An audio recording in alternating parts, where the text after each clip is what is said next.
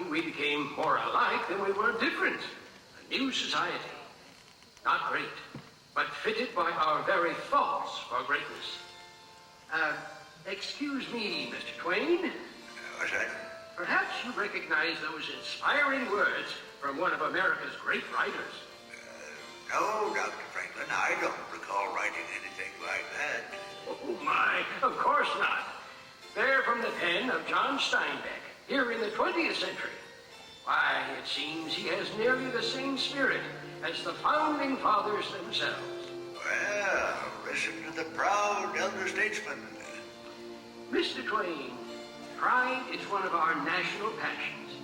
Even those who overcome it are proud of their humility. Easy now. I was born honest. Fortunately, it wore off. Dr. Franklin is our genuine American antique. I suppose our story begins with you. Actually, it started long before even my time. It started when dreams and visions of a new world were shrouded in the myths and legends of an old world. Finally, through those early mists of uncertainty, sailed the first great adventurers. This tiny ship is the Mayflower, carrying pilgrims in search of their dream, a dream of religious freedom. So, if you'll pardon an old man's pride, for me, this is the beginning of the American adventure.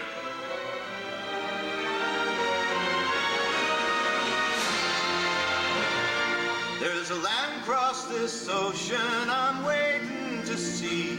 A land for these people who dream to be free. So stand by the mainsail, the fierce storms will race. Aloft with ye mates, our King Neptune will face. You'd think that these landlubbers never would last. This cargo of pilgrims, 12 week for the mast. It's land ho, me hearties, at last we've arrived, and praise be to God, nearly all have survived. But a look o'er this wilderness brings me to dread that the first bitter winter may leave them all dead. They call themselves pilgrims, these poor wretched souls, with a dream to be free in the new world their goal. Yes, far from welcoming the early settlers, this land severely challenged them. It was a struggle for survival that gained but a tiny toehold in a vast, untamed wilderness. In the decades that followed, a new challenge began to emerge.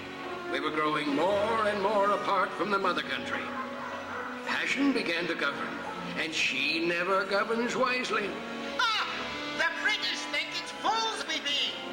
If they tax our trade, then our land be next, and soon all else we possess. Hear me now. You ask defense against the French and the Indians. Should you not help pay for it? Parliament's colonial policy is both arbitrary and unjust. That's nonsense. The same tea that cost you 3 shillings a pound costs us 6. First, we spoke out with our voices. Then we spoke out with action, with a growing defiance that led to the Boston Tea Party. Hear ye! Hear ye! By royal proclamation, His Majesty King George III hereby sets... Look at this! They're closing the harbor! But surely we can work something out. Our king feels withdrawn. Your king, you Tory! Either we cut the ties with England, or we surrender our liberty! Finally, the time had come to speak with one voice in a declaration of independence. Good evening, Mr. Jefferson.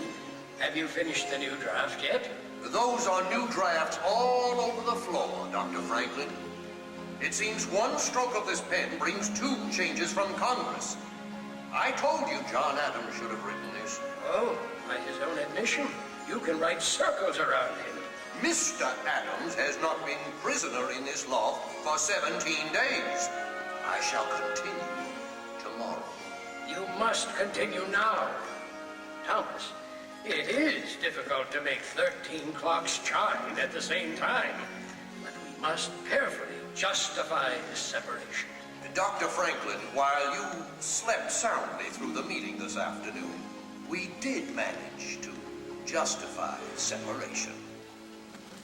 We hold these truths to be self-evident, that all men are created equal, that they are endowed by their Creator with certain inalienable rights, that among these are life, liberty, and the pursuit of happiness.